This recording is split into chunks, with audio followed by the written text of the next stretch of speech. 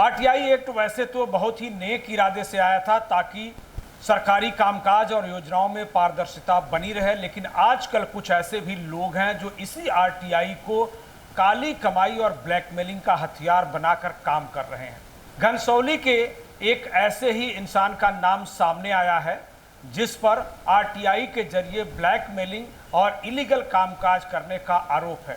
आज एक press conference में वरिष्ठ पत्रकार और खुद आरटीआई एक्टिविस्ट राजीव मोहन मिश्रा ने दस्तावेजों को दिखाते हुए संगीन आरोप लगाया। नाम है भास्कर जरेकर। आरोप है कि भास्कर जरेकर खुद अपने आप को आरटीआई एक्टिविस्ट बताते हैं और लोगों को परेशान करते हैं।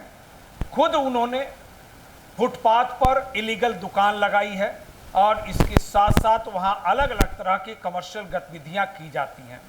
खुद महानगर पालिका ने भास्कर जरेकर के फुटपाथ पर लगाई हुई एक कमर्शियल दुकान में जो बिजली कनेक्शन दिया गया है उसको तत्काल खंडित करने के लिए एमएसईबी को पत्र लिखा है। राजीव मोहन मिश्रा के आरोपों के अनुसार जब भी कोई इसके खिलाफ कार्रवाई के लिए आता है तो ये उन्हें एससी और एससी एट्रोसिटी के जरिए केस करने की धमकी देता है, जिसकी वजह से आजकल यह मामला जो है काफ़ी सुर्खियों में है। सोशल मीडिया पर भी भास्कर जरेकर के खिलाफ कई तरह के संदेश जो है प्रसारित हो रहे हैं।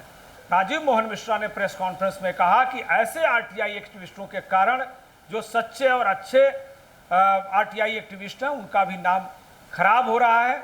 इनकी इलीगल गतिविधियों के कारण, इलीगल कामकाज के कारण अच्छे और नेक आरटीआई कार्यकर्ता भी महानगर पालिका के निशाने पर हैं और बेवजह जो है वो बदनाम हो रहे हैं। इसलिए भास्कर जरेकर के खिलाफ तत्काल कार्रवाई होनी चाहिए।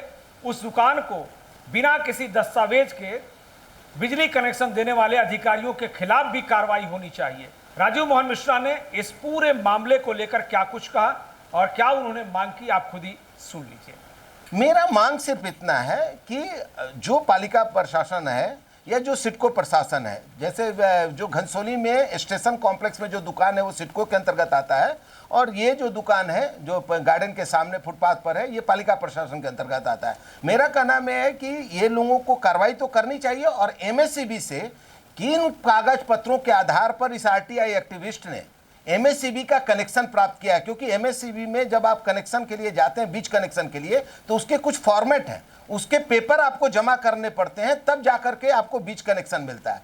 तो इस तरह के अवैध स्टॉल को या इस तरह के अवैध निर्माण को किस तरीके से एमएसईबी इतनी आसानी से बीच कनेक्शन उपलब्ध करा रही है, इसकी जांच स्वयं एमएसईबी के अधिकारियों को और जिसको बोलते हैं कि प्रशासनिक जांच एमएसईबी के अधिकारियों पर भी बिठाई जानी चाहिए और उनका जांच करके यह पता लगाना चाहिए कि कौन से एमएसईबी के अधिकारी इस तरह के भ्रष्टाचार में लिप्त हैं।